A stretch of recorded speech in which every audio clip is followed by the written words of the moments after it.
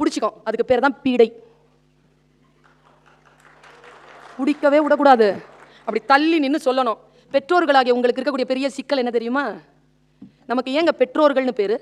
நம்ம குழந்தையை இந்த உலகத்திற்கு தந்தவர்கள் தானே? இல்லை, அந்த அகங்காரத்திலிருந்து வெளியில் வா. இந்த இயற்கையினுடைய பெருங்கருணையால் அந்த குழந்தையை நாம் பெற்றவர்கள். குழந்தை நம் கைக்குள் வந்து சேர்ந்தது. நமக்கு வந்ததுங்கிறதுனாலேயே எல்லாம் சொல்லி கொடுத்தணும்னு நினைச்சிடாத. ஏன்னா நாம் கற்றுக்கொள்வதற்கான வாய்ப்பு தான் நம் வீட்டிற்கு வந்திருக்கிறதே தவிர நாம் கற்றுக் கொடுப்பதற்கான வாய்ப்பு அது இல்லை. இப்படி நினைச்சு நீங்க கொஞ்சம் அந்த குழந்தைகளை நீங்க கொஞ்சம் அப்படி ஹேண்டில் பண்ணி பாருங்களேன். எனக்கு ரொம்ப பிடிச்சதுங்க, ஓஷோ சொல்றாருங்க. என்ன அற்புதமான சொல் பாருங்க குழந்தைகளை பற்றி ஓஷோ சொல்வது. ஒரு குழந்தை ஏதோ ஒன்று தப்பு செஞ்சான். இந்த தகப்பன்மார்கள் இருக்கிறீங்கல்ல, உங்க எல்லாருக்கும் இந்த வார்த்தையை சொல்றேன். இந்த வாசலுக்கு வெளியே போகும்போது நீங்க வேற இருக்கணும். குழந்தைகளை மட்டும் அடிக்காதீங்க. அம்மா கிட்ட சொல்ல மாட்டேன் அந்த வார்த்தையை. அது கை சின்ன கை. உங்க கையை பார்த்துருக்கீங்களா? அந்த கையை போட்டு அடிக்கிறீங்க. என் பிள்ளையை அடிச்சாருங்க அவங்க அப்பா. ஒரு நாள் பையன் ஒரு வார்த்தை சொன்னாங்க, அப்பா கோமா இருக்கும்போது அடிக்காதீங்க. எங்க வீட்டுக்காரர் கேட்டார், எதுக்கு, ஏன் சொல்ற? இல்லப்பா நான் செஞ்சதுக்கு நீங்க அடிச்சிருக்கணும், ஓகே தான், ஆனா நீங்க கோமா இருக்கும்போது கூடுதலா அடி விழுதுப்பா. எவ்வளவு பெரிய ஞானம் தெரியுமாங்க இது? இவ்வளவு பெரிய ஞானங்க. கோபம் என்பது யாரோ செய்யும் தவறுக்கு நமக்கு நாமே கொடுத்து கொள்ளும் தண்டனைங்க. எவ்வளவு பெரிய விஷயம் தெரியுமா அது? அந்த குழந்தை நமக்கு சொல்லி போனது. ஓஷோ சொல்கிறார், குழந்தையை நீங்கள் அடிக்கிறீர்கள். வீட்டில் ஒரு காட்சி சொல்றேன். குழந்தைய அடிச்சிட்டீங்க. அந்த குழந்தைய அடிச்சிட்டீங்கன்றது உறுத்தல் வந்துருச்சு. நீங்க தான் நல்லவராச்சே, உறுத்தல் வந்துடும். ஏய் இங்க வா, அப்பா வா. என்னப்பா? போய் அந்த கார் சாவி எடுத்துட்டோம். ஏனா போய் எடுத்துடாடா, இனிமேல் இப்படிலாம் செய்யக்கூடாது, ஓகேவா? சரிப்பா வா போலாம். எங்கயா? வா போலாம். சரிப்பா ஐஸ்கிரீம் சாப்பிடலாம். அந்த குழந்தை கூட வருதுங்க. நீங்க நினைச்சு பாருங்க, நம்மள யாராவது அடிச்சு போய் கார் சாவி எடுத்துட்டு வா ஐஸ்கிரீம் வாங்கி தரேன் அப்படின்னு யாராவது சொன்னாங்கன்னா பிரிச்சு நாளா நெஞ்சில ஏறி மூஞ்சில மிதிப்பேன். அடிச்சுட்டு ஐஸ்கிரீம் எதுக்கு? இந்த குழந்தை செய்துங்க. ஓஷோ சொல்கிறார், தண்டிக்கிறார்கள் பெரியவர்கள். தவறு செய்யும் குழந்தைகளை பெரியவர்களுக்கு தண்டிக்கத்தான் தெரிகிறது, தன்னை தண்டிக்கும் பெரியவர்களை குழந்தைகளுக்குத்தான் மன்னிக்க தெரிகிறதுன்றாருங்க ஓஷோ. குழந்தைகள் நம்மை மன்னிக்கின்றன. நம்ம பாருங்க, குட்டி கதை தான், தமிழ்ல சொல்லுங்க, இங்கிலீஷ்ல சொல்லாதீங்க. அந்த குழந்தைக்கு புரியவில்லை என்றாலும் புரிகின்ற ஆர்வம் வர வேண்டும் என்றால் கதைகள் மூலமாகத்தான் சொல்ல முடியும். பாருங்க, யாரோ ஒருத்தர் பேசுகிறார், நான் கேட்கிறேன். யாரோ பேசுகிறார், ரொம்ப அற்புதமான விஷயங்க. ஆனால் அவர் பேசியது வேறு எதற்காக பேசினார், எனக்கு அதை பற்றியெல்லாம் கவலை கிடையாது. அவர் எதை வேண்டுமானாலும் பேசிக்கொள்ளட்டும். பேசக்கூடிய செய்தி மிக மிக முக்கியமானது. எப்பொருள் யார் யார் வாய் கேட்பினும் அப்பொருள் மெய்ப்பொருள் காண்பது அறிவு. நான் அந்த அறிவு தேடலில் அதை கேட்கிறேன். பாருங்க, ஒரு கடல், கடலிலே ஒரு படகு போய்கொண்டே இருக்கிறது. நடுவிலே ஒரு பெரிய பாறை, பெரிய பாறை. படகு முட்ட போகிறது. இவன் பிரார்த்தனை செய்கிறான். அது ஒரு பிரார்த்தனை கூட்டம். ஒரு ஃபாதர் பேசிட்டு இருக்கிறாருங்க, அது ஒரு பிரார்த்தனை கூட்டம். நான் பேச்சை கேட்டுட்டு இருக்கேன். இப்ப என்ன பிரார்த்தனை? என்ன பிரார்த்தனை? பாறையில் மோதாமல் நாம் காப்பாற்றப்பட வேண்டும். என்ன பிரார்த்தனை? சட்டுன்னு சொல்லுங்க, என்ன பிரார்த்தனை வரும் மனசுல? இறைவா காப்பாற்று. எப்படி? நாம தான் ஐடியா சொல்லுவோமே கடவுளுக்கு. பாறையை நகத்து. பலே, எல்லாரும் ஒரே மாதிரியா தான் இருக்கிறோம். நானும் அப்படித்தான் நினைச்சேன். பாறையை நகத்து. மேலிருந்து குரல் வந்ததாம், பிரார்த்தனையை மாற்று. ஏன் தெரியுமா? நீ உன் வழியில போற, பாறை அது இடத்துல இருக்குது. நீ உன் வழியில போறதுக்காக அது இடத்துல இருந்து பிறழுமா? அது எப்படி பிரார்த்தனை ஆகும்? மனம் கழுவப்படுது பாருங்க. மனம் கழுவப்படுகின்ற பிரார்த்தனை. இறைவா, இறைவா பாறையை மாற்று இல்லை, தண்ணீரை உயர்த்து, பாறையில் மோதாமல் என் படகை அப்புறம் கொண்டு செலுத்து. இதுதாங்க பாறையில் நான் மோதக்கூடாது என்பதுதான் என் பிரச்சனையே தவிர பாறை நகர்த்தப்பட வேண்டும் என்பது என் பிரச்சனையே இல்லை என்பதனை குழந்தைகளுக்கு சொல்லிக் கொடுக்கின்ற ஆகப்பெரிய நீதி சொல். ஒரு மேடையில் நான் கேட்டேன், மனம் கழுவப்படுகின்ற சொல். பல வார்த்தைகள் நமக்கு முன்னால் வந்து விழுகிறது. ஒரு வார்த்தை சொல்லுகிறேன், எனக்கு ரொம்ப ரொம்ப பிடிச்சமான ஒரு வார்த்தைங்க. கடவுள் நமக்கு முன்னால் வந்தால் நம்மால் அடையாளம் கண்டுபிடிக்க முடியாது. ஏன்? ஏனென்றால் கடவுளுக்கு நாம் உருவத்தை தந்து வைத்திருக்கிறோம். அந்த உருவத்தில் கடவுள் வருவதே இல்லை. அந்த உருவம் அல்ல கடவுளுடைய உருவம், அது நாம் கடவுளுக்கு தந்த உருவம். நம் முன்னால் கடவுள் வருகின்ற பொழுது நம்மால் அடையாளம் போச்சுங்க. என்னுடைய மனம் கழுவப்படுகிறது, என் எண்ணம் மாறுகிறது. எனக்கு ரொம்ப பிடிச்சதுங்க இந்த சுவிட்சர்லாந்து. சுத்தமா வச்சிருக்கிறீங்க. இங்கிலாந்துல எல்லாம் இவ்வளவு சுத்தம் இல்லைங்க. நான் இந்தியாவை சொல்ல மாட்டேன், ஏன்னா அது வந்து இப்போ வந்து தூய்மையான நாடாக அறிவிக்கப்பட்டிருக்கிறது. நிறைய வேலைகளை நாம் செய்து கொண்டிருக்கிறோம். அதனால் நான் சொல்லுகிறேன். அந்த பிரான்ஸ் இதெல்லாம் வந்து ரொம்ப குப்பையாக தான் இருக்குது. ஒருத்தன் சொல்றான், எப்போ தெரியுமா ஒரு நாடு சுத்தமாகும்? குப்பை போடுகின்றவனை கேவலமாகவும் குப்பை எடுக்கின்றவனை மரியாதையாகவும் பார்க்கின்ற பொழுதுதான் இந்த நாடு சுத்தமாகும். என்னுடைய மனம் கழுவப்படுகிறது, என்னுடைய விஷயம் மாறுகிறது. விழுவது தோல்வி அல்ல, விழுந்தே கிடப்பதுதான் தோல்வி. எழுச்சி என்கின்ற எண்ணம் எப்பொழுது வந்ததோ அப்பொழுதே வெற்றியின் கதவுகளை நாம் நெருங்கிக் கொண்டிருக்கிறோம் என்ற அர்த்தம். இந்த நிலையில் தான் நான் இந்த சொல்லை பார்க்கிறேன். அற்புதமான சொல். நம்முடைய வாழ்க்கையில் நாம் சில விஷயங்களை எட்டி பிடிப்பதற்கு முதலில் திறக்கப்பட வேண்டியது நம்முடைய மனம்தான். எத்தனையோ 1000, 1,00,000, 1,00,00,000 விஷயங்கள் தமிழிலே, தமிழ் இலக்கியத்திலே உண்டு. நான் உங்களுக்கு ஏற்கனவே யூடியூப்ல பார்த்திருந்தீங்கன்னா நான் இதை சொல்லி இருப்பேன். நான் சிகாகோ போயிருந்தேன். அங்க ஒரு அமெரிக்கால ஒரு அழகான ஒரு மியூசியம். உள்ள போனா என்னென்னமோ வச்சிருக்கான். எங்க இருந்து அடிச்சான் தெரியல, என்னென்னமோ வச்சிருக்கான். அவங்க நாட்டில் கிடைக்காதது எல்லாம் அங்க கிடைக்குது. அவங்க நாட்டு பொக்கிஷம் நம்ம நாட்டுதுன்னா அங்க வச்சிருக்காங்க. எப்படி அங்க போச்சு, யார் அங்க கொண்டு போய் கொடுத்தாலும் எனக்கு தெரியாது. ஆனா அவன் ரொம்ப முறைப்படியா அதை வச்சிருக்கான். அப்படியே கொண்டு போனாங்க ஆளை. உள்ள போறேன். இந்த மாதிரி ஒரு லைட்டுக்கு கீழே, ஒரு வெளிச்சத்துக்கு கீழே ஒரு சின்ன ஒரு பெட்டி. அந்த பெட்டியை காட்டினா பாருங்க, அதுல பிணம்ங்க, நீண்ட பிணம். அதுக்கு நம்ம வீட்டில் நம்ம அம்மாவை குழந்தைகள் ஆங்கிலத்தில் கூப்பிடுறாங்களா, அது பேர், அதுக்கு மம்மி அப்படின்னு பேர். அது போட்டு வச்சிருக்காங்க. அதை காட்டி ஒருத்தன் சொல்றான், இது 5000 வருஷம் அப்படிங்கிறான். நான் பார்த்தேன், நான் தமிழச்சி இல்லையா, 5000 வருஷத்துக்கு தரவு வச்சிருக்கானே. இந்த அந்த தொகுப்பாளர் கேட்டாரு, என்ன தரவு வைத்திருக்கிறீர்கள், என்ன தரவு வைத்திருக்கிறீர்கள், என்ன தரவு வைத்திருக்கிறீர்கள். பாவம், அவரால் சொல்லவே முடியல என்ன தரவு வச்சிருக்கோம். எல்லாம் அவன் எடுத்துக்கிட்டான். அது நம்மளுது தான். நான் போய் சொல்ல போறேன், நான் இப்போ சீனா போறேன்னா கூட நம்ம கை தட்டிட்டோம், முடிஞ்சு போச்சு. அவன் தரவு வச்சிருக்கான். நான் யோசிச்சேன், எனக்கு என்னப்பா தரவு, நான் தமிழ்ல எனக்கு என்ன தரவு. அந்த தொகுப்பாளரே சொன்னார், முல்லைவாய்க்காலில் என்ன நடந்ததோ அது அடுத்த தலைமுறைக்கு தெரியாமலேயே விட்டு விடுவோமோ. ஒரு அதிகார வர்க்கத்தினுடைய மிகப்பெரிய அரசியல் என்ன தெரியுமா, வரலாறுகளை அழிப்பது தானே. அவன் வரலாறு பிடிச்சு வச்சிருக்கான், பிணத்தை பிடிச்சு வச்சிருக்கான். நான் யோசிச்சு பார்த்தேன், தமிழகம் சேர சோழ பாண்டியர்கள் சங்க காலம் முதல் ஆண்ட அற்புதமான தமிழகம், 5000 வருடங்கள் வரலாறு.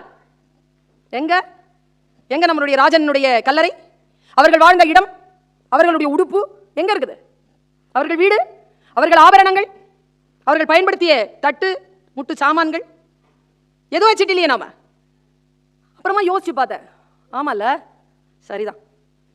எகிப்திய நாட்டுக்கு உரியவனே, நீ உன்னுடைய வரலாறை 5000 ஆண்டுகளுக்கு முன்னால் தோண்டிய பிணத்தை வைத்துக்கொண்டு சொல்லிக் கொண்டிருக்கிறாய். நாங்கள் பிணத்தை வைத்துக்கொண்டு வரலாறை சொல்லக்கூடியவர்கள் இல்லை. அவர்களெல்லாம் மண்ணிலே விதைக்கப்பட்டவர்கள், யாரும் புதைக்கப்படவே இல்லை. யாருடைய பிணங்களும் நம்மிடத்தில் இல்லை. எல்லோரும் தன்னை சிதறடித்துக் கொண்டார்கள். நம்மிடத்தில் வரலாறு கிடையாது, தரவுகள் கிடையாது. வரலாற்றில் தரவுகள் கிடையாது. வரலாறு எது தெரியுமா நமக்கு? நான் சொல்லுகிறேன், நம்முடைய வரலாறு எது தெரியுமா? நம்முடைய நாபியிலிருந்து மூச்சு காற்றுக்குள் உள்ளிழுத்து மூளைக்குள் செலுத்தி நாக்கினால் பேசுகிறோமே, நம்முடைய தாய் மொழி தமிழ்தான் நம்முடைய வரலாறு. தமிழ் பேசக்கூடிய அந்த சூழல் இருக்கின்ற வரைக்கும் நம்முடைய வரலாறை யாராலும் அழித்துவிட முடியாது. இந்த மொழியை கையில் பிடித்துக் கொள்வது, இந்த மொழியை அடுத்த தலைமுறைக்கு கடத்துவது, இதில் நாம் மிக மிக மும்முரமாக இருக்க வேண்டும். நம்முடைய தலைமுறை இன்றைக்கு எதை சிந்திக்கிறதோ அந்த சிந்தனையினூடாக நாம் அந்த மொழியை அவர்களுக்கு கொண்டு செலுத்தியாக வேண்டும். நாம் அதை செய்ய தவறுகின்ற பொழுது, ஆங்கில சொற்களும் பிறமொழி சொற்களும் கலந்து கலந்து கலந்து வருகின்ற பொழுது நம்முடைய அடையாளம் நம்மை விட்டு போவதற்கு நிறைய வாய்ப்புகள் இருப்பதாக உலக ஆய்வியல் வல்லுநர்கள், மொழியியல் வல்லுநர்கள் சொல்கிறார்கள். நம்முடைய விஷயங்களை நாம் தக்க வைப்பது, அதற்கான ஏற்பாடுகளை செய்வது, அடுத்த தலைமுறைக்கு அதை சொல்லக்கூடிய சூழலை ஏற்படுத்துவது. நம்முடைய நாட்டில் பல கதைகள் உண்டு, பல பல கதைகள் உண்டு. ஆனால் அதை நாம் சரியாக அவர்களுக்கு சொல்லுகிறோமா? பாருங்க, நுட்பமான இன்னொரு விஷயம் சொல்றேன். தமிழ்ல தாங்க சொல்ல முடியும். சாயந்தரம் 6 மணிக்கு மேல கிணத்து கிட்ட உட்கார வேண்டாம்னு சொல்லுவாங்க. ஏன் ஏன் பேய் பிடிச்சுக்கும்.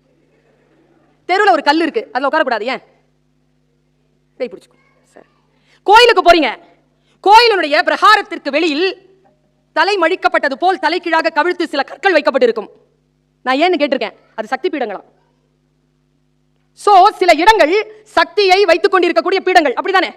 ஒரு வார்த்தை சொல்லுச்சு, ஒரு சொல், கோயிலுக்குள் இருந்தால் சிலை, கோயிலுக்குள் இருந்தால் கடவுள், திருட்டு போனால் சிலை. ஓகேவா? கோயிலுக்குள்ள இருக்கும்போது மட்டும் அது கடவுள், திருட்டு போனா நடராஜர் சிலை களவாடப்பட்டது, அப்படித்தானே சொல்றோம். கடவுள் கடவாளப்பட்டார் என்று சொல்றது இல்லையே. கோயிலுக்குள் இருக்கின்ற பொழுதுதான் கடவுள். ஏன்? அந்த பீடத்தில் இருக்கும்போது தாங்க கடவுள். நான் சொல்றேன், இது என் பீடம், நான் இந்த பீடத்தில் நிற்கிறேன். ஆசிரியர் ஒரு பீடத்தில் உட்கார்ந்து இருக்கிறார், குரு ஒரு பீடத்தில் உட்கார்ந்து இருக்கிறார். பீடம் என்பது ஒருவர் இருக்கின்ற பொழுது வருகின்ற சக்தி நிலை, அதானே பீடம். அது தப்பாவும் இருக்கு, சரியாவும் இருக்கு. இப்ப நான் ஒரு ஆசிரியை, இப்போ ஒரு பீடம் எனக்கு வழங்கப்படுது, நான் ஒரு பேச்சாளர், ஒரு பீடம் எனக்கு வழங்கப்படுதுன்னா அந்த இடத்தை நான் எப்படி உட்காரணும் அப்படிங்கறத இந்த ஒரு சொல் சொல்லி கொடுத்துருச்சிங்க. இந்த பீடம் இருக்குல்ல, அதுவும் நம்ம உட்கார்ந்துருக்கோம்ல, அதுவும் வேறு வேறாக இருக்கணுமா. அந்த பொறுப்போடு அங்க நிக்கணுமா. விட்டு உட்காந்துட்டோம்னு வச்சுக்கோங்க, அந்த பீடம் நம்மளை பிடிச்சிக்கும். அதுக்கு பேர் தான் பீடை. வீட்டிற்குள் போகின்ற பொழுது உங்களுடைய வாழ்க்கையில் ஒரு சிறிய மாற்றம் நிகழ்த்தக்கூடிய ஒரு சொல் என் வாயிலிருந்து வந்து உதிர்ந்திருந்தால் அதுதான் இந்த மேடையில் இந்த நிகழ்ச்சியினுடைய மிகப்பெரிய வெற்றியாக இருக்க முடியும் என்று நான் நினைத்துக் கொண்டு இதை சொல்லுகிறேன். நான் எப்பவுமே படிக்கிறேன்னு வச்சுக்கோங்களேன், ஏதாவது படிச்சேன்னா நீங்க பொறாமப்படுற ஒரு விஷயத்தை சொல்லிட்டு நான் இந்த விஷயத்தை முடிக்கிறேன். எனக்கு ஒரு 10 நிமிஷம் வேணும். என் வீடு எங்க இருக்குன்னா சென்னையில மீர்சாஹிப்பேட்டைன்னு ஒரு இடம். அந்த மீர்சாஹிப்பேட்டையிலிருந்து ஒரு 150-200 அடி நடந்தா பாரதியார் இருந்து இறந்த வீடு வரும். எனக்கு ரொம்ப மனக்கவலையா இருக்கும்போது நேரம் நான் அந்த வீட்டுக்குள்ள போய் உட்காந்துருவேன். கொஞ்ச நேரம் பாரதியோட உட்கார்ந்த மாதிரி இருக்கும். எனக்கு பாரதியை ரொம்ப பிடிக்கும். வள்ளுவனோட இடத்துக்கு போயிருப்பேன், எங்கன்னு தெரியல. கம்பன் பிறந்த இடம் நாட்டரசங்கோட்டை போயிருக்கேன். இப்படி எனக்கு அந்த அந்த கவலை வருகின்ற பொழுது போனேன். ஒரு நாள் ரொம்ப மனசு ஒரு மாதிரி ஆயிடுச்சுங்க. நேரம் போய் அங்க உட்கார்ந்தேன். அந்த மனசை ஒரு மாதிரி பண்ண அந்த பாட்டு நான் சொல்லிடுறேன், அது உங்க மனசுல அப்படி பிடிச்சிட்டு போங்க. யூத் உங்களுக்கு தான் அது. நமக்கு பிரார்த்தனை இருக்கு தெரியுமா? எல்லாருக்கும் தான் பிரார்த்தனை இருக்கு. என்ன பிரார்த்தனை? நம்ம மேக்ஸிமம் நம்மளுடைய பிரார்த்தனை என்ன? ஸ்கூல் சில்ட்ரனுக்கு இருக்கக்கூடிய பிரார்த்தனை என்ன தெரியுமா? இன்னைக்கு இந்த டீச்சர் ஸ்கூலுக்கு வரப்படாது. அது பெரிய பிரார்த்தனைங்க. அது ரொம்ப சந்தோஷம் அடைகிற விஷயம் என்ன தெரியுமா? குழந்தைகள் ஸ்கூல்ல வாத்தியார் கிளாஸ்க்கு வராத டைம், ஈயப்பா என்ன சந்தோஷமா இருக்கும் தெரியுமா? அந்த குழந்தைகள் அதுல ஒரு துரோகி இருப்பான், நேரா ஸ்டாஃப் ரூமுக்கு போய் ஆகாத வேற ஒரு டீச்சரை கூட்டு வருவான். சந்தோஷத்தை கெடுக்கிறது இதெல்லாம். ஆனா நான் யோசிச்சு பார்க்கிறேன், என் சந்தோஷம் எதில் இருந்திருக்கிறது? எல்லோருக்கும் கனவு இருக்குங்க, எல்லோருக்கும் பெரிய பெரிய கனவு. எங்க சென்னையிலலாம் நீங்க வீடு வாங்கவே முடியாது. உங்க ஊர்ல எப்படின்னு தெரியல. எப்படி தெரியுமா விற்கிறான் இப்போ வீடு? இது இந்த சுவர் நம்மளது இல்லை, அடுத்த வீட்டுக்காரங்க. இதுவும் நம்மளது இல்லை, அடுத்த வீட்டுக்காரங்க. அது நம்மளது இல்லை, அது அடுத்தவனுடைய தரை. இதுவும் நம்மளது இல்லை, அது அடுத்தவனுடைய கூரை. இடத்தை அடைச்சி விற்கிறான். இந்தியா காசுக்கு 3 கோடி, 1200 ஸ்கொயர் ஃபீட். வாங்கலாம் முடியாது இப்போல்லாம் சென்னையில் இடம். பாரதியினுடைய பாட்டை படிக்கிறேன், எனக்கு ரொம்ப பிடிச்சமான பாட்டு. காணி நிலம் வேண்டும் பராசக்தி, காணி நிலம் வேண்டும். பாரதி எனக்கு இருக்கிற ஆசையே உங்களுக்கு இருக்குதா? உங்களுக்கு ஒரு விஷயம் தெரியுமா? நம்ம எல்லாருமே கடவுளிடத்தில் கேட்கிறோம், ஆனால் எதை கேட்பது என்று தெரியாமல் இருக்கிறோம். படிச்சு பாருங்களேன், எதை கேட்கணும்னு தெரிஞ்சு போயிடும். படிச்சு பாருங்க. எங்க பாலராவன் ஐயா சொன்னார், எல்லா கோயிலுக்கு வெளியிலையும் மஸ்ஜித்க்கு வெளியிலையும் சர்ச்சுக்கு வெளியிலையும் பிச்சைக்காரங்க இருக்காங்க. ஏன்னு சொல்லுங்க பாப்போம். உள்ள ஓவர் கிரௌடா, எல்லாம் பிச்சை எடுத்துட்டு இருக்காங்க உள்ள கோயிலுக்குள்ள மஸ்ஜித்குள்ள. குடு குடு குடு. பாரதி கேட்கிற கொடு பாருங்க எப்படி இருக்கு. ஒன்று சொல்றேன், கடவுள் நம்பிக்கை இல்லாதவர்களும் இருப்பீர்கள், நான் கடவுள் நம்பிக்கை கொண்டவள். 11 வயது வரைக்கும் குழந்தைக்கு கடவுள் நம்பிக்கையை கொடுத்து விட்டால் அந்த குழந்தை வளர்கின்ற பொழுது எந்த பிழையும் வாழ்க்கையில் செய்வதற்கு வாய்ப்பே கிடையாதுங்க. அந்த குழந்தைக்கு கடவுள் நம்பிக்கை கொடுங்க, சின்ன குழந்தையிலேயே கொடுத்துருங்க. பாரதிக்கு பராசக்தியின் மீது நம்பிக்கை இருந்தது. அவன் பராசக்தி கிட்ட தான் எல்லாம் பேசுவான். நீங்க அந்த பாரதியார் படம் பார்த்திருக்கீங்களா? எனக்கு ரொம்ப பிடிக்கும் இந்த படம். இப்போ நமக்கு சென்ட்ரல் கவர்மெண்ட் ஒன்று இருக்குது இந்தியாவில். அந்த சென்ட்ரல் கவர்மெண்ட்டுக்கு பிடிக்காத ஒரு வார்த்தையை பாரதி சொன்னான். அந்த படத்தில் நான் பார்த்தேன். ஞானராஜசேகரனுக்கு உடனே ஃபோன் அடிச்சேன், சார் சூப்பர் சார் இந்த டைலாக். இல்லம்மா அது நான் சொன்ன டைலாக்லாம் அவன் சொன்ன டைலாக். என்ன டைலாக் தெரியுமா? சக்தி என்ன கண்டுகொள்ளவே மாட்டேன் என்கிறாய். இந்த செல்லம்மாக்கு வேற வேலை இல்லை. உப்பு வேண்டும், புளி வேண்டும், தங்கமாவு கூடம் சரியில்லை, மருந்து வேண்டும். இதையெல்லாம் நானா பார்ப்பது? வேற யார் பாப்பா? இதெல்லாம் நீ பார்த்து கொள்ள மாட்டாயா? யாரு? பராசக்தி பார்த்துக்கணுமா இதெல்லாம்? அவள் சொல்லி முடிச்சுட்டு சொல்லுவான், இதையெல்லாம் நீ செய்யவில்லை என்று வைத்துக்கொள், நான் மதம் மாறி விடுவேன் அப்படிமா. எனக்கு ரொம்ப பிடிக்கும் பாரதி. டைரக்டா பேசுவாங்க. பாரதி கேட்டாங்க, எனக்கு நான் கிளாஸ் எடுத்தேன்னா எப்பவுமே இந்த மாதிரி தான் இருக்கும் கிளாஸ். என் கிளாஸ்ல இது வரைக்கும் 15 வருஷம் ஆச்சு, எந்த பொண்ணும் ஃபெயில் ஆனது கிடையாது. எனக்கு கேமரா ஆன் பண்ணிடுவோம்ல சொல்லும் போதே, நீங்க கொஞ்சம் கேமரா ஆன் பண்ணுங்க, பராசக்தி வந்துட்டா. என்ன மாதிரி இருக்கா பராசக்தின்னு பார்த்துக்கோங்க. வந்துட்டா. என்னப்பா வேணும்? என்ன கூப்பிட்ட? காணி நிலம் வேண்டும் பராசக்தி, காணி நிலம் வேண்டும். Okay sanction. நாம என்ன செய்வோம்? விட்டுருவோம்ல சாமியா? பாரதி விடலிங்க, விடாம கேட்டான். அங்கே தூணில் அழகியதாய் நன் மாடங்கள் துய்ய நிறத்தினதாய் அந்த காணி நிலத்திடையே ஒரு மாளிகை கட்டித்தர வேண்டும். Be specific. என்ன வேணுமோ பி ஸ்பெசிபிக். ஜெனரலா போகாத. என்ன வேணுமோ அதை கேள், காட்சிப்படுத்தி கேள். அங்கே தூணில் அழகியதாய் நன் மாடங்கள் துய்ய நிறத்தினதாய் அந்த காணி நிலத்திடையே ஒரு மாளிகை கட்டித்தர வேண்டும். பெயிண்ட் எல்லாம் கலர் சொல்றான் பாருங்க. அப்புறம் அந்த கேணி அருகினிலே தென்னை மர கீற்றும் இளநீரும். வாவ், காட்சி. பின்னால திரும்பி பார்த்தா 10-12 தென்னை மரம் பக்கத்திலே வேண்டும். அப்புறம் நல்ல முத்துச்சுடர் போலே நிலா ஒளி முன்பு வர வேண்டும். இந்த மாதிரி இருக்கக்கூடாது, லைட் கவிதெல்லாம் வராது. லைட் நல்ல முத்துச்சுடர் போலே நிலா ஒளி முன்பு வர வேண்டும். அப்புறமா இந்த மியூசிக் இருக்கணும், ஜகஜகான்னு இருக்கக்கூடாது மியூசிக், குத்துப்பாட்டுலாம் இல்லை. அப்புறம் அங்கே கத்தும் குயிலோசை சற்றே வந்து காதில் பட வேண்டும். அப்புறம் நீங்களா நான் கேட்கறதுக்கு கூச்சப்படுவான். அவன் கேட்டான், என் பாட்டு கலந்திடவே அங்கே ஒரு பத்தினி பெண் வேண்டும். Okay sanction. எவ்வளவு கொடுத்தா பாருங்க. அப்புறமா கேட்கறாங்க, எங்கள் கூட்டுக்களியினிலே, வெறும் சந்தோஷத்துல போயிடக்கூடாதுப்பா, வேற என்ன வேணும் உனக்கு பாரதி? எங்கள் கூட்டுக்களியினிலே கவிதைகள் கொண்டு தர வேண்டும். அப்புறம் எல்லாம் வந்தாச்சா? வீடு வந்தாச்சு, வாசல் வந்தாச்சு, பொண்டாடி வந்தாச்சு, கவிதை வந்தாச்சு, சூழல் வந்தாச்சு, எல்லாம் வந்தாச்சு. சாமி விட வேண்டியது தானே? சாமி விடலீங்க. அவன் விடாம என்ன தெரியுமா சொன்னா, அம்மா இங்க நான் கவிதை எழுதும்போது இதெல்லாம் பண்ணும்போது யாராவது என்ன டிஸ்டர்ப் பண்ணிட்டாங்கன்னா அதுக்கு நான் என்னப்பா பண்ணேன்? அந்த காட்டு வெளியினிலே அம்மா உந்தன் காவல் உற வேண்டும். போய் செக்யூரிட்டியா நிக்க சொல்றாங்க அம்மனை.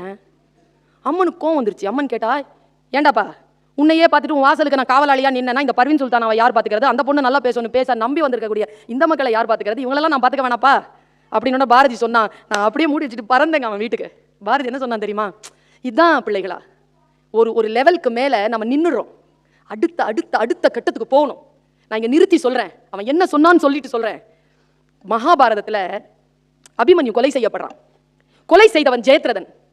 கொலை இவன் தான் செய்தான் என்று அர்ஜுனனுக்கு தெரிஞ்சிருச்சு. அர்ஜுனன் சொன்னா, நாளை காலை ஜெயத்ரதனை அழிப்பேன், இல்லை என்றால் நான் அக்னி சமாதியாவேன். இதை கேட்டுட்டான் ஜெயத்ரதன். ஓடி துரோணர் கிட்ட வரான். குருவே என்னை அழிக்கிறேன்னு சொல்லிட்டான் அர்ஜுனன், என்னை நீ காப்பாத்துவியா? காப்பாற்றுவேன். எப்படி உங்களை நம்புறது? அபிமன்யுவை நீ கொலை செய்கின்ற பொழுது உன் கூட தானே இருந்தேன், காப்பாற்றுகிறேன் போ. இல்ல எனக்கு ஒரு டவுட். என்ன டவுட்? உங்களுக்கு எப்ப பார்த்தாலும் அர்ஜுனனை தான் பிடிக்கும், என்ன பிடிக்காது. ஏன்? நான் நல்ல மாணவன் தானே. நீ நல்ல மாணவன் தான், உன்னை எனக்கு பிடிக்கும், ஆனால் உன்னை விட அர்ஜுனனை பிடிக்கும். ஏன்? ஒரு குரு சொன்ன பதிலை நீங்க உள்வாங்கிக்கோங்க. ஒரு குரு சொன்னார், நான் எதை கற்றுக் கொடுத்தாலும் நீ சரி என்று சொல்லி அதை ஏற்றுக்கொள்வாய், ஆனால் அர்ஜுனன் மட்டும்தான் இது போதாது, அடுத்தது என்ன என்று கேட்பான், அவன்தான் சிறந்த மாணவனாக எனக்கு பட்டான் என்று குரு சொன்னார். அடுத்த லெவலுக்கு போய் கேட்கணுங்க. நம்ம அடுத்த லெவலுக்கு போய் கேட்கிறோமா? இங்க பாருங்க, பாரதி அடுத்த லெவலுக்கு போய் கேட்டான், நான் காவலாளியாக நின்றால் என் வேலையை யார் செய்வார்கள்? பாரதி சொன்னா, அம்மா நீ என்ன பாத்துக்கோமா, உன் வேலையை என் பாட்டு பாத்துக்கோமா என்று சொன்னான் பாருங்க. அங்கே பாரதி உயர்ந்து நிற்கிறான். என் பாட்டு திறத்தாலே வையத்தை பாலித்திட வேண்டும் என்று பாடியவங்க. நான் ஓடி போய் அங்க உட்கார்ந்தேங்க வீட்டுல, அவன் வீட்டுல அந்த மண்ணை தடவி பார்த்தேன். எனக்கு ஒரு மெசேஜ் வந்ததுங்க. அந்த மெசேஜை சொல்லிட்டு நான் நிறைவு செய்கிறேன். முக்கியமான மெசேஜ். நீங்க எல்லாரும் ராமாயணம் மகாபாரதம் குழந்தைகளுக்கு சொல்லித் தருகிறீர்களா என்று எனக்கு தெரியாது. ஆனால் ஒரு மகிழ்ச்சி என்னவென்றால் தேவார திருப்பாசுரங்களை சொல்லித் தருகிறீர்கள். திருப்பாசுரங்களை சொல்லித் தருகிறீர்களோ இல்லையோ, தேவாரத்தை சொல்லித் தருகிறீர்கள் சைவ பெருமக்கள். உங்களிடத்தில் நான் கேட்கிறேன், இந்தியாவினுடைய மிக முக்கியமான 2 வீர காவியங்கள் கம்பராமாயணமும் மகாபாரதமும், அந்த கதைகளை, சிவபுராணத்தின் கதைகளை, பெரிய புராணத்தின் கதைகளை, திருவிளையாடல் புராணத்தின் கதைகளை அந்த குழந்தைகளுக்கு சொல்லித்தாருங்கள். அது வெறும் கதைகள் அல்ல, அது வெறும் கதைகள் அல்ல. அதற்குள் தேடி ஆராய வேண்டிய 1000 கோடி விஷயங்கள் உள்ளே உண்டு. நான் நம்பி சொல்லுகிறேன், உங்களுடைய குழந்தைகளுக்கு அந்த கதைகளை சொல்லித்தாருங்கள். பாருங்க, மகாபாரதம் நடந்து முடிந்தது. இதுதான் என்னிடத்தில் வருகின்ற செய்தி. மகாபாரதம் நடந்து முடிகிறது. இப்ப இருக்கிற உங்க வயசு பையன், ஒரு 19 வயசு பையன் என்ன மாதிரியே தேடினான், எங்க நடந்துச்சு இந்த போர்னு. உங்க எல்லாருக்கும் தெரியும்ல மகாபாரத போர். யாருக்கும் யாருக்கும் நடந்தது? பாண்டவர்களுக்கும் கௌரவர்களுக்கும். பாண்டவர்கள் எத்தனை பேர்? கௌரவர்கள் வெரி குட். சோ தெரியும் கதை. நான் இப்ப சொல்றதன் மூலமா பெர்ஸ்பெக்டிவ் என்று ஆங்கிலத்தில் சொல்லுவார்கள், பார்வை மாறும். என் அருமை தமிழ் உறவுகளே, நாம் அடுத்த தலைமுறைக்கு ஒரு சில விஷயங்களை சொல்லுகின்ற பொழுது அவர்களுக்கு தகுதியான வகையில் அதை கொண்டு செலுத்த வேண்டும். அது நம்முடைய கடமை என்பதற்காக நான் சொல்லுகிறேன். ராமாயணத்தை பேசின உடனே பையன் என்ன தெரியுமா சொல்றான்? ஆரம்பிச்சிட்டாங்களா ராமாயணத்தை? ஏன்? அது அவனுடைய சப்ஜெக்டா இல்ல. அவனுடைய சப்ஜெக்டா சொல்லி பாருங்க, உட்காந்து கேட்பான். அவனுடைய சப்ஜெக்டா சொன்னா உட்காந்து கேட்பான். அவனுடைய சப்ஜெக்டா நீங்க சொல்லலன்னா அவன் கேட்க மாட்டான். அவனுடைய சப்ஜெக்டா சொல்றேன். மகாபாரதம் நடந்து முடிந்தது. உங்க வயசுல இருக்கக்கூடிய ஒரு பையன் இதோ போன மாசம் போனான், குருஷேத்திரத்துக்கு போனான். பஞ்சாப் மாநிலத்தில் இருக்கு குருஷேத்திரம். போனான், போய் உட்கார்ந்தா, மண்ணை தடவுனான். ஒரு குரு வந்தார், என்ன செய்கிறாய்? இங்கேதானே மகாபாரதம் நடந்தது. சிரித்தார் குரு. மகாபாரதம் படிச்சிட்டியா? படிச்சிட்டேன். யாருக்கும் நடந்தது? பாண்டவருக்கும் கௌரவம். யார் பாண்டவர்கள், யார் கௌரவர்கள்? இதை தெரிந்து கொள்ளவில்லை என்றால் மகாபாரதத்தை நீ புரிந்து கொள்ள முடியாதுன்னார் குரு. என்ன செய்தி தெரியுமா? பஞ்ச பாண்டவர்கள் என்பவர்கள் வேறு யாரும் இல்லை, நம்முடைய 5 புலன்கள். கண்ணு, காது, மூக்கு, வாய், மெய். இந்த போராட்டம் இருக்குதே, இதை புரிஞ்சுக்கோங்க. இல்லைன்னா அசைவுகளுக்கு கை தட்டுகிறீர்கள் என்றால் உள்ள வேலை செய்து சரியா. அதான் காரணம். அது சரியா கட்டுப்பாட்டுக்குள்ள இருந்தனா இந்த கைத்தட்டலாம் வராது. முதல்ல ஆடவே முடியாது, வேறு விதமான ஆட்டம் தான் வரும். அப்படி வந்தால் தான் நம் இனம் வாழும். நான் ஒன்று சொல்றேன், கேளிக்கைகளில் மூழ்காமல் வாழ்க்கையை மீட்டெடுப்பதில் கவனமாக இருக்க வேண்டும் என்பதற்காக நான் சொல்லுகிறேன். கேளிக்கைகளில் மூழ்காமல். பாருங்க, 5 புலன்கள்ல இருக்கக்கூடிய அற்புதமான விஷயம் என்ன தெரியுமா? கண் சென்று பற்றும், பார்க்கும். யாரெல்லாம் வந்திருக்கா? ஓ, நமக்கு ஏத்த மாதிரியான ஒரு 4-5 இருக்கு. ஓகே, உட்காரலாம் ஒரு 4 hours. ஓகே. காது இருக்குல்ல, அது வந்து விழும். அதுக்கு மூடி கிடையாது, இதுக்கு மூடி இருக்கு. இது நம்ம கண்ட்ரோல்ல, இது நம்ம கண்ட்ரோல்ல இல்ல. உடல் அசைவுகள் இருக்குல்ல, அது அற்புதமானது. The rare phenomena under the sky is our body. Super matter இது. உடல் ஒன்று அவுட் ஆயிடுச்சுன்னு வச்சுக்க, மறுபடியும் வராது. போலியான சில விஷயங்களை போகலாம். பல் டாக்டர்லாம் இருக்கிறீங்க, ஒரு பல்லு போனாலே எங்கள் ஊரில் வந்து 15,000 ரூபா. அதுவும் செராமிக் பல்லு தான். வாய்க்குள்ள 32 × 15,000 போட்டு வச்சுக்கோங்க. வாய்க்குள்ளேயே வச்சுருக்கிறோம். இருந்தாலும் அது வந்து ஒரிஜினல் கிடையாது. வர்றது ஒரிஜினல் கோடி கொடுத்தாலும் வராது. லிவர் டிரான்ஸ்பிளான்டேஷன்லாம் சான்ஸே கிடையாது. இல்லைன்னா எங்கள் ஜெயலலிதா அம்மாவை நாங்கள் வந்து காப்பாற்றிருப்போம். முடியல. இல்லை, பல விஷயங்கள் இல்லை. உடல் அவ்வளவு அற்புதமானது. இந்த உடலை கெடுத்துக் கொள்ளாமல் இருப்பது. அவர் சொன்னார், இந்த 5 புலன்களுக்கும் 100 கௌரவர்கள். அவர்கள் யாருன்னா 100 இச்சைகளுக்கும் நடக்கின்ற போர் தான் மகாபாரத போரான். 5 புலன்களுக்கும் 100 இச்சைகளுக்கும். பையன் என்ன மாதிரி ஒரு டவுட்னு கேட்டான். சூப்பர் கொஸ்டின் அது. அப்ப கர்ணன் யார்? ஹூ இஸ் கர்ணா? அவன் 6வது சகோதரன்ல. அவன் யார்? நான் குரு சொன்னார் பாருங்க, உள்வாங்கி கொண்டு போங்க. குரு சொன்னார், அந்த 6வது நபர் தான் கர்ணன். அந்த கர்ணன் இருக்கால, அந்த 6வதுங்கிறது என்னன்னா மனசாட்சியா. அந்த மனசாட்சி எப்பவுமே இச்சைகள் பக்கம் தான் நிக்குமா. நின்னு சொல்லுமா, நான் ஏன் குடிக்கிறேன் தெரியுமா, நான் ஏன் இந்த மாதிரி ஆடுறேன் தெரியுமா, ஏன்னா எனக்கு பிடிக்குது. நான் ஏன் பொண்டாட்டி அடிக்கிறேன் தெரியுமா, அவள் வாய் சரியில்லை. நான் ஏன் குழந்தைங்களை அடிக்கிறேன் தெரியுமா, அவன் நடத்த சரியில்லை. நான் ஏன் கெட்ட வார்த்தை பேசுறேன் தெரியுமா, என் முன்னால் இருக்கிறவன் தான் என்னுடைய ஆயுதத்தை தீர்மானிக்கிறான். இப்படிலாம் வந்து அது சாட்சி சொல்லிக்கிட்டே இருக்கும். நான் எவ்வளோ நியாயம் பண்ணாலும். அதுக்கு பேர் தான் கர்ணனா. சூப்பர் பதில்ல. இன்னொரு பதில சொன்னாங்க, வயசானவங்க மன்னிக்கணும். 2-3 பேர் தான் இருக்கிறீங்க, ஓகே மன்னிச்சிருங்க. அப்போ சூப்பர் கேள்வி, எனக்கு ரொம்ப பிடிச்சது. எனக்கு இந்த பாய்ஸ் அண்ட் கேர்ள்ஸ் ரொம்ப பிடிக்கும். என்ன கொஸ்டின் கேட்கறாங்க தெரியுமா, என்ன லாஜிக்கா கேட்கறாங்க தெரியுமா. பதில் சொல்ல தெரியாத நாம் தான் குற்றவாளிகளை தவிர, புத்தியா அவங்க கேட்கிற கேள்விக்கு பதில் சொல்லக்கூடிய தலைமுறை வந்துருச்சுன்னு வச்சுக்கோங்களேன், அடுத்த தலைமுறை நம் ஆட்சியை பிடிக்கும், நம் மண் நம்முடையதாக இருக்குங்க. அதுக்கு பதில் சொல்லணும். அதுக்கு சோறு போடுறதே இல்லைங்க நம்ம. என்ன மாதிரி அவங்க கேட்கறாங்க கேள்வி. துரோணாச்சாரியார், கிருபாச்சாரியார், பீஷ்மாச்சாரியார் எல்லாம் பெரியவங்க தானே, வயசானவங்க தானே. அவங்க எல்லாம் ஏன் இச்சையின் பக்கம் நின்னாங்க? அப்ப வீட்டில் பெரியவங்க எல்லாம் சொன்னா நம்ம கேட்கணுமா? அப்போ அவங்களாம் வாழ்க்கையில் வந்து தப்பே செய்யாதவங்களா? அப்போ எதுக்கு அவங்க வந்து அங்கே போய் நின்னாங்க? என்ன பதில் பாருங்க, குரு பதில். நம்ம மூளையில் அடிக்கிற வெளிச்சம், லைட்டு. வயசாயிடுச்சுங்கிறதுனாலேயே அவர்கள் நியாயமாக இருப்பார்கள் என்று நீ நினைக்காதே. அவர்களாலும் இச்சைகளை அவ்வளவு சீக்கிரமாக வென்றுவிட முடியாது. ஸோ அவர்களை நாம் மன்னிக்கலாம். எல்லாரும் தலையாட்டம் மன்னிக்கலாம். அடுத்து கேள்வி கேட்டாங்க பாருங்க, சூப்பர் கொஸ்டின். அப்போ கிருஷ்ணன் யார்? கிருஷ்ணன் யார்? அவனை ஏன் டிரைவரா வச்சாங்க? மகாபாரதத்தில் கிருஷ்ணன் யார்? தேரோட்டி தானே. பார்த்த சாரதி, சாரதினா டிரைவர். ஏன் அவனை டிரைவரா வச்சாங்கன்னா, குரு சொன்ன பதில், இந்த 5 புலன்களை இச்சைகளுக்கு எதிராக செலுத்த வேண்டும் என்றால் நாம கிருஷ்ணன் என்கின்ற கடவுளை டிரைவராக வைத்துக் கொண்டால் ஈஸியாக அந்த 100 இச்சைகளை ஜெயித்து விடலாம் என்பதற்காகத்தான் அவரை கொண்டு வந்து டிரைவராக வைத்தேன் என்று சொன்னார் குரு. இதுதாங்க மகாபாரதத்தினுடைய ஒட்டுமொத்தமான கதை. நாம் ஒட்டுமொத்தமான இந்த கதையை சொல்லாமல் வெறும் காட்சிகளின் மூலமாகவும் வெறும் பாத்திரங்கள் மூலமாகவும் போய்கொண்டே இருக்கிறோம். யூத்துக்கு நான் சொல்றேன், எந்த வார்த்தை இருந்தாலும் இங்க நிறைய கேள்விகள் கேட்கப்படுகின்றன.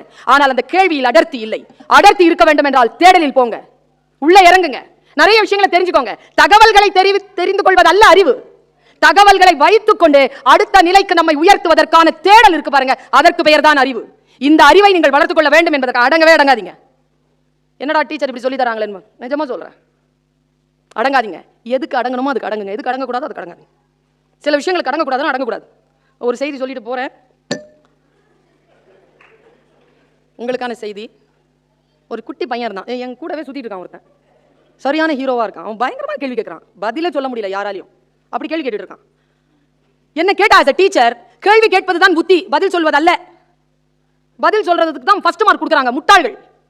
கேள்வி கேட்கின்றவர்களை கேள்வி கேட்டன என்ன உட்காரு, ஸ்டாஃப் ரூம்க்கு வா, உட்காரு. எப்படிங்க உருப்படும்? தெரியலன்னா தெரியலப்பா, நாளைக்கு சொல்றேன்னு சொல்றது இல்லைங்க. கேள்விகள் கேட்பது, அடங்காமல் கேட்டுக்கொண்டே இருப்பது. அடங்காமல் கேட்டுக்கொண்டே இருங்கள். why not கேட்டுக்கிட்டே இரு. என் பையன் இது 7 தெரியும் தானப்பா, ஆப்பிள் 7. அதான் 2 கேள்வி வச்சிருக்கானுங்க. ஜாக்கிரதையா இருங்க பெரியவங்க. 2 கேள்வியில நம்மள சவட்டி கலஞ்சு போய்கிட்டே இருக்குதுங்க. why not, so what. இதை கொண்டு போனேங்க வீட்டில்.